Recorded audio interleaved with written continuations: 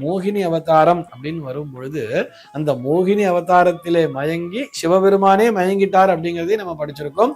சிவபெருமான் மயங்கி அப்பொழுது பிறந்தவர் தான் ஹரிஹரனாக அந்த ஐயப்பனாக நாம் பார்க்கிறோம். அது ஒரு புறம் இருக்கட்டும். ஆனால் இன்னொரு முறை மோகினி அவதாரத்தை பெருமாள் எடுத்தார் தெரியுமா? எப்பொழுது தெரியுமா? அந்த பஸ்மாசுரன் கதையை நினைத்து பார்க்க வேண்டும்.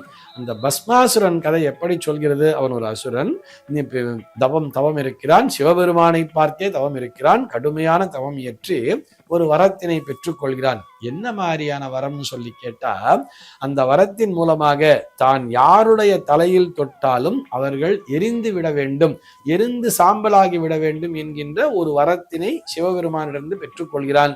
பெற்றுக்கொண்டு என்ன பண்றான்னு சொன்னா, பாக்குறவங்க தலையெல்லாம் கை வைக்கிறான், எல்லாரும் எரிஞ்சு எரிஞ்சு போயிடுறான். உடனே அவனுக்கு கர்வம், ஆணவம் என்பது தலைக்கேறி விடுகிறது.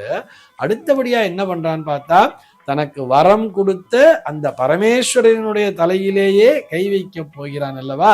அப்பொழுது பரமேஸ்வரன் நாம் என்ன செய்வது என்று புரியாமல் விழிக்க, அந்த நேரத்திலே பெருமாள் மோகினி அவதாரம் எடுத்து வந்தார் அப்படின்னு சொல்றார். அந்த மோகினி அவதாரம் எடுத்து அந்த அசுரனையே மயக்கி பெருமாள் என்ன பண்றார்? அவர் நடனம் ஆடுகிறார்.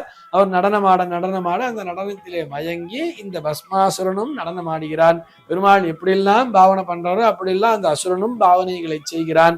அதுக்கப்புறம் பெருமாள் என்ன பண்றார்? அந்த மோகினியாக இருக்கக்கூடிய அந்த பெருமாள் என்ன பண்றான்னு பார்த்தா, தன்னுடைய கையை தன்னுடைய தலைமேல் வைக்கிறார்.